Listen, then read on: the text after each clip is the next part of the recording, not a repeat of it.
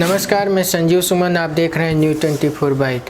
बिहार विधानसभा के दूसरे चरण में 17 जिलों के आने वाले 94 विधानसभाओं में चुनाव प्रक्रिया समाप्त हो चुकी है और कल शाम 6 बजे तक पूरी चुनाव समाप्त हो चुकी है। और इस तरीके से पूर्वी चंपारण के अंतर्गत मोतिहारी लोकसभा के अंतर्गत आने वाले 5 विधानसभाओं में 56.54% वोटिंग के साथ चुनाव समाप्त हो गई है और देर रात सभी ईवीएम मोतिहारी मुख्यालय में जमा हो चुका है। मोतिहारी लोकसभा में 6 विधानसभा हैं, लेकिन 3 तारीख को 5 विधानसभा का चुनाव समाप्त हो गया है। आज मैं उन 5 विधानसभाओं में क्या संभावना है उन सब के बारे में आपको बताने जा रहा हूँ। हम आप शुरुआत करते हैं हरसिद्धि सुरक्षित सीट से। आपको बता दें कि हरसिद्धि सुरक्षित सीट से बीजेपी के कृष्णनंदन पासवान और आरजेडी के नागेंद्र राम के बीच में कड़ी टक्कर चल रही थी, लेकिन चुनाव प्रक्रिया समाप्त होने के बाद हमारे जो वहाँ के लोकल संवाददाता हैं उनका जो रिपोर्ट फाइनल मेरे पास आया है उसके अनुसार हरसिद्धि से बीजेपी के कृष्णनंदन पासवान जीतते हुए दिखाई दे रहे हैं। अब मैं आपको आगे चलता हूँ। मैं अब आपको केसरिया के बारे में बताता हूँ।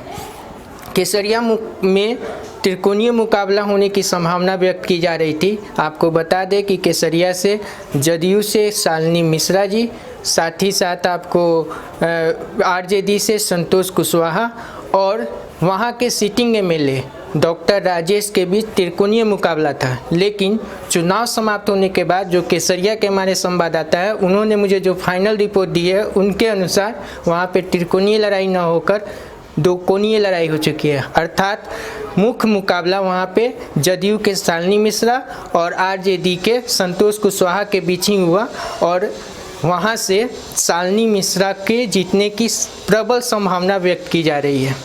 अब मैं आपको तीसरा कल्याणपुर के बारे में बताने जा रहा हूँ। कल्याणपुर से वहाँ पे 2 कड़ा मुकाबला 2 ही प्रत्याशियों के बीच मुख्य था। वहाँ से बीजेपी के सचिंदर प्रसाद सिंह और आरजेडी से मनोज कुमार यादव के बीच ही कड़ा मुकाबला हुआ और जो वहाँ के हमारे कल्याणपुर के संवाददाता हैं उनके अनुसार जो फाइनल रिपोर्ट मुझे मिला है उसके अनुसार कल्याणपुर से भी बीजेपी के सचिंदर प्रसाद सिंह के जीतने की संभावना प्रबल दिखाई दे रही है। अब मैं आपको गोविंदगंज के बारे में बताने जा रहा हूँ।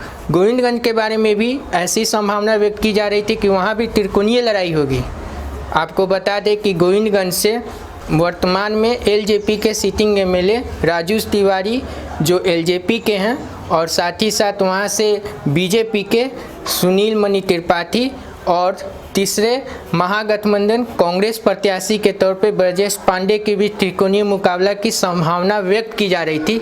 लेकिन जो फाइनल रिपोर्ट आया है आखिरी में शाम होते होते ये स्पष्ट हो गया कि वहाँ पे त्रिकोणीय नहीं होकर बल्कि वहाँ पे मुख्य मुकाबला वर्तमान विधायक एलजेपी के राजू तिवारी और बीजेपी के सुनील मणि त्रिपाठी के बीच ही हुआ। और हमारे जो संवाददाता का फाइनल रिपोर्ट आया है उसके अनुसार गोविंदगंज से भी बीजेपी के सुनील मणि त्रिपाठी अप्रत्याशित रूप से जीतते हुए दिखाई दे रहे हैं। अब मैं आपको पिपरा के बारे में बताने जा रहा हूँ। पिपरा के महागठबंधन में ये सीट सीपीआई के राजमंगल प्रसाद को गई थी और वहाँ से बीजेपी के वर्तमान एमएलए श्याम बिहारी प्रसाद के बीच ही कड़ा मुकाबला हुआ है। लेकिन वहाँ से जो रिपोर्ट आ रही है वो सबसे चौंकाने वाली रिपोर्ट है। वहाँ से लोगों की संभावना और हमारे संवाददाताओं के बीच में कड़े मुकाबला होना शुरू हो चुका है। वहाँ की आम पब्लिक कुछ और रिपोर्ट दे रही है, लेकिन हमारे संवाददाता और साथ ही साथ हमने जो अपना कैलकुलेशन किया है उसके अनुसार ऐसी संभावना हो रही है कि पिपरा सीट भी बीजेपी के खाते में ही जाएगी।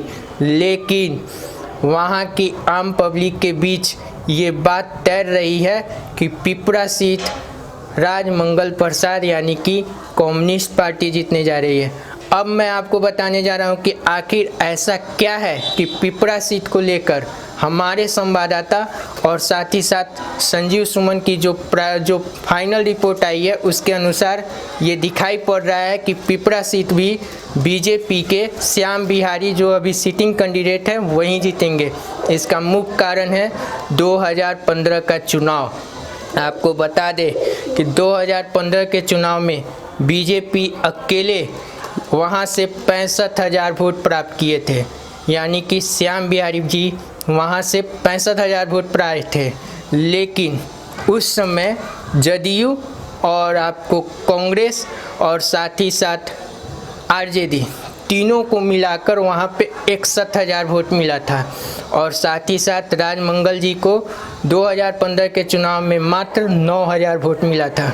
उन सब के कैलकुलेशन को जब हम लोगों ने अपनी टैली से किए हैं और अपने डाटा के अनुसार हम ये घोषणा कर रहे हैं कि पिपरा सीट से श्याम बिहारी जो बीजेपी के कैंडिडेट है उनके जीतने की संभावना प्रबल है। तो ये थे हमारे पांचों विधानसभाओं के बारे में जानकारी, लेकिन हम आपको 7 तारीख को शाम में 7 बजे के बाद अपना एक्सक्लूसिव एग्जिट पोल लेकर आ रहे हैं, जिसमें हम आपको बताएंगे कि आखिर बिहार का किंग कौन होगा। तो देखते रहिए न्यूज़ 24/।